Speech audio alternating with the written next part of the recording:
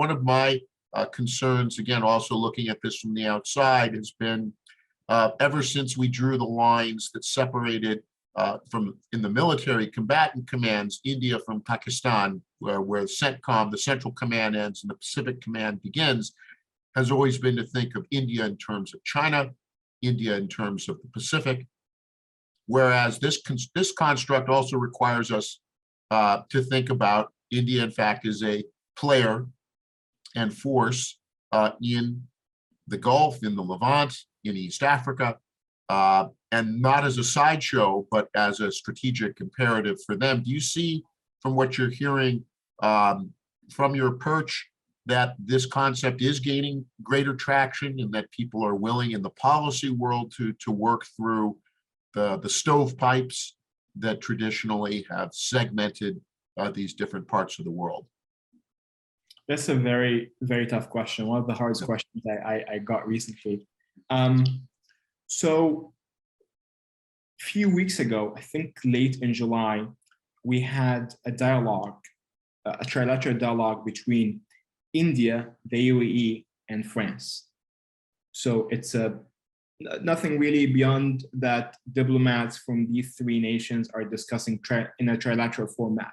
But again, when you think about the nations, it's India, South Asia, we're speaking about the UAE, Gulf, and we're speaking about France, which also people think about France as just a European mainland country, power. And again, we know when you look into the French Empire footprint, it exists in East Africa, it exists in the Pacific, it exists in Latin America. It's a multi-theater power. So again, I think it's a reflection in Delhi that we are more than the Indo-Pacific. I mean, we are 1.4 billion people nation, a civilization. We have so much at stake when it comes to Indo-Pacific. We also have a lot at stake when it comes to the west of us, right? West Asia. We also need to have a global vision as a power, a rising power that wants to present itself as a leader in the future, right? If the last 40 years were all about us waiting for the rise of China, then the next 40 years, 50 years is us talking about the rise of India as closer to reality, right? So I think that realization, the fact you have that sort of format that's aside from I2U2, like you have India part of another dialogue with the UAE and France, and then you have India increasing its own cooperation with Greece, which again, a country that's very focused entirely on its own sphere in the Balkans and the Mediterranean Sea. It gives you an idea that Delhi is shifting its own thoughts and ideas and also thinking in a much more broader geographical and geostrategic terms, because again, it's a massive power, it's a rising power, and it understands it just can really focus entirely on a very small, immediate sphere of influence in the Indo-Pacific. And countries are seeing India differently, right? I mean, the fact you have the NEA, the Nearest Affairs Department at the State Department, thinking and working with Delhi on issues in West Asia and Middle East, that's a big change. But I agree with you in terms of the problem that we have right now is the US military footprint divides the world in a very interesting way. That's, in my opinion, a post-Cold War, Iraq War understanding of geographies, which is very limiting. And I think it requires innovation. It requires that the DoD needs to do some sort of geostrategic revision of these sort of lines. Because right now, let's talk about East Africa, Horn of Africa, since you mentioned that.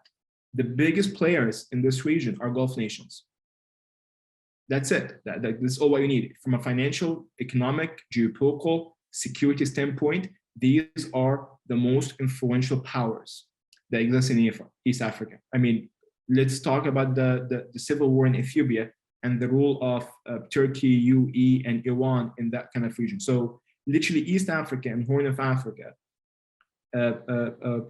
we're not speaking about China, we're not speaking about Russia, we're speaking about West Asian powers being much more dominant in that region. So how are we going to grapple with that question? How are we going to grapple with the question that in Azerbaijan, the Nagorno-Karabakh conflict between Azerbaijan and Armenia, you had Israel, UAE, Iran, Turkey, very invested in this sort of conflict. So again, when you just think about it from a center command standpoint, I mean, that these dynamics do not really make any sense. But when you also open up and you think about it from a strategical, systematic, transoceanic approach, I think it actually makes perfect sense. You're able to understand there is the mainland, there is the rimland, there is the connectivity, there is the old traditional historical a system means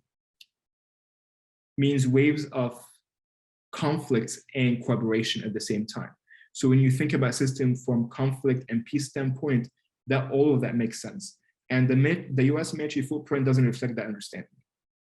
And I hope it will not take the US shock or a crisis to understand that. I hope so.